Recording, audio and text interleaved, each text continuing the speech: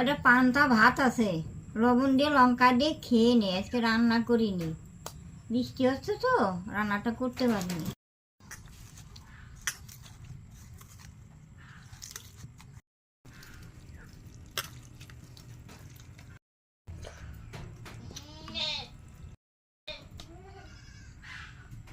ভাত কটা খুব ভালো হয়েছে, টক হয়েছে। এক কাঁচা লঙ্কা দিয়ে লবণ দিয়ে খুব ভালো লাগতেছে।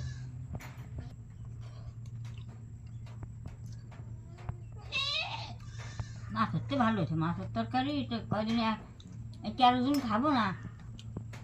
এই আলু সেদ্ধ পান্তা এইগুলোই খাই।